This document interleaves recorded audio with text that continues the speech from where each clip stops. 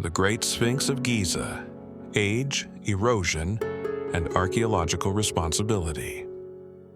The Great Sphinx of Giza, a colossal monument that has captivated humanity for centuries.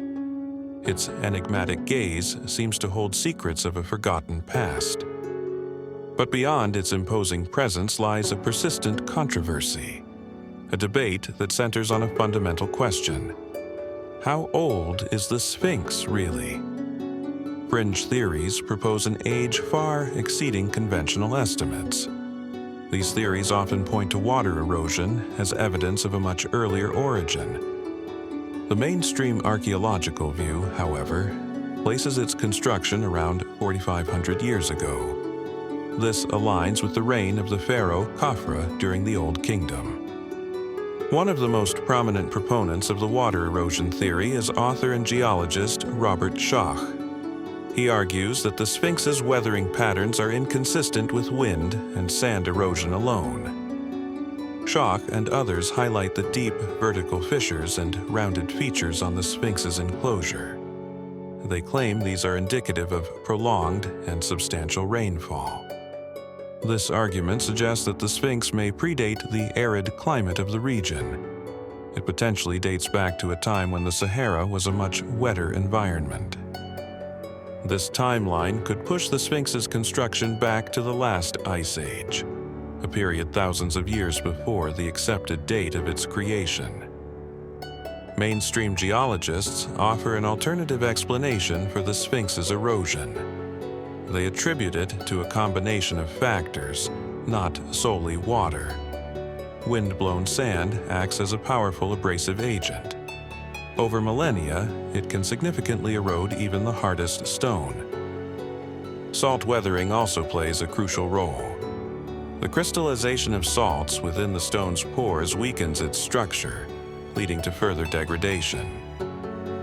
The Sphinx's location within a wadi, a dry riverbed, is also significant. Occasional flash floods can exacerbate the erosion process. These flash floods, though infrequent, carry large volumes of water and sediment. This further contributes to the weathering of the Sphinx and its surrounding enclosure.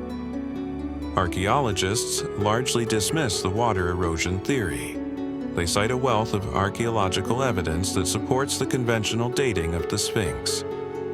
The Sphinx Temple and the Valley Temple, located nearby, are crucial pieces of evidence. Their architectural style and construction techniques are consistent with the Old Kingdom period, around 2500 BC.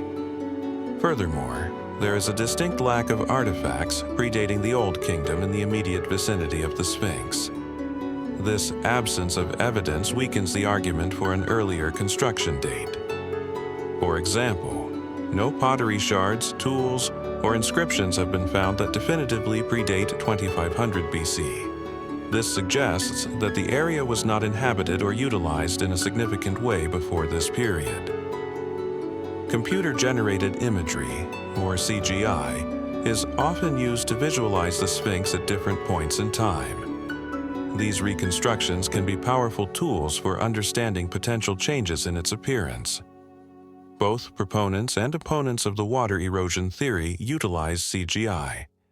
They use it to illustrate their respective arguments about the Sphinx's age and condition. However, it's crucial to recognize the limitations of CGI reconstructions.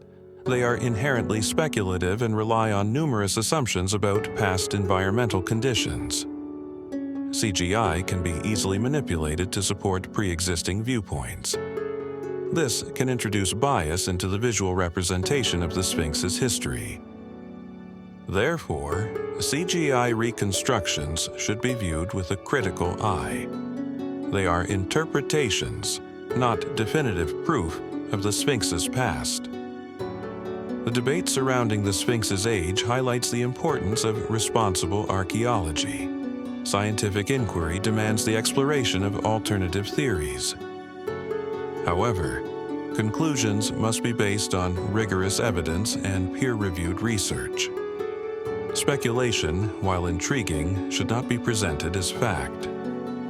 Viral sensationalism can distort public understanding of archaeological findings.